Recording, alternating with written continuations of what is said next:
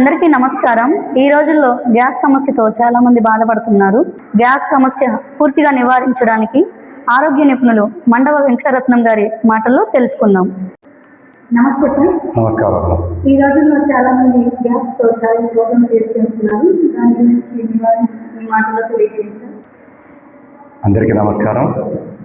ఓం శ్రీ గురుభ్యో నమః. హరి ఓం. మనము లోగడ ఒక యూట్యూబ్లో గ్యాస్ ఏ కారణాలు వస్తుందో చెప్పుకున్నాం. ఇప్పుడు దాన్ని నివారణ అంటే పూర్తిగా తగ్గాలి అంటే ఏ చేయాలో నాకు తెలిసినంత కొన్ని విషయాలు చెప్తానమ్మా. ఈరోజు చాలామంది గ్యాస్తో బాధపడుతున్నారు.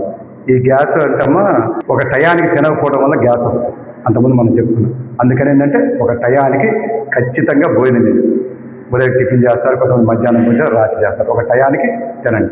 ఆ టయానికి తినేటప్పుడు కూడా బాగా 1కి 15-20 సార్లు బాగా ఒక నమిలి తినండి. అది ఫస్ట్ పాయింట్. తర్వాత వచ్చేలకలు రోజు వ్యాయామం చేయండి. ఎక్సర్సైజ్ మాత్రం ఖచ్చితంగా చేయాలి. అది మాత్రం మస్ట్ అండ్ షుడ్గా చేయాలి. మూడో పాయింట్ ఏంటంటే అంటే దాంతోపాటు ఆ వ్యాయామంతో పాటు వంగి లేచే పనులు ఎక్కువగా కూడా చేసుకోవాలి. అచ్చం వాకింగ్ చేస్తే కుదరదు. వంగి లేచే పనులు కూడా ఎప్పుడైతే చేసుకుంటుంటామో ఆ యొక్క గ్యాస్ అనేది చాలా వరకు తగ్గడానికి ఎక్కువ అవకాశాలు ఉంటాయి. దాంతోపాటు తగినంత నీరు కూడా త్రాగాలి. ఈ రోజున నీరు త్రాగకపోవటం వల్లే గ్యాస్ ఎక్కువ మందికి వస్తుంది. ఆ నీరు ఎట్లా త్రాగాలి చెప్తా. ఎప్పుడైతే శరీరంలో నీరు త్రాగకపోతో ఉష్ణం ఇంకా విపరీతంగా పెరుగుతుంది. ఆ అధిక ఉష్ణమే గ్యాస్. అందుకని ఆ నీరు ఎట్లా త్రాగాలో ఇప్పుడు నేను చెప్తానమ్మా. అది వెరీ వెరీ ఇంపార్టెంట్. మనం పొద్దున్నే లేవడంతో ఒక 1/2 లీటర్ స్టార్టింగ్ లీటర్ నుంచి 1.5-2 లీటర్ల వరకు కూడా వాటర్ త్రాగండి. అంటే దఫాల వారీగా త్రాగండి. దఫాల వారీగా త్రాగి ఎక్సర్సైజ్ చేసుకోండి. వంగిలేచి ఎక్సర్సైజ్ చేసుకోండి. తర్వాత నెక్స్ట్ ఉదయం టిఫిన్ చేస్తారు.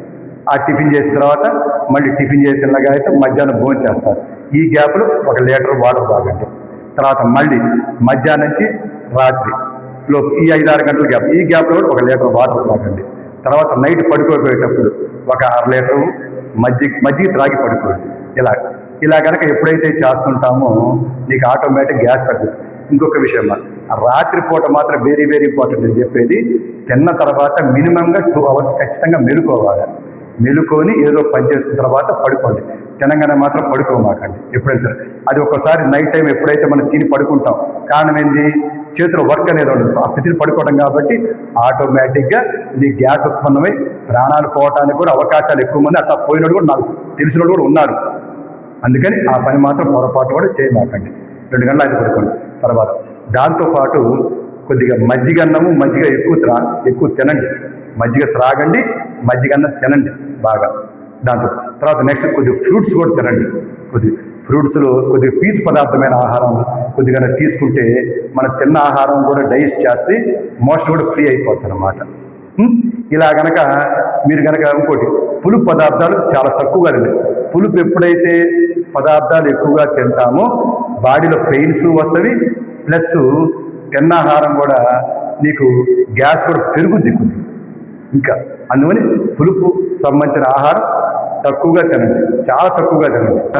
ఇలాంటివన్నీ నిత్యము క్రమ పద్ధతిలో కనుక చేసుకుంటూ కనుక పోతే ఆటోమేటిక్గా మీకున్న గ్యాస్ సమస్య పూర్తిగా పరిష్కారం అయిపోతుంది అనమాట.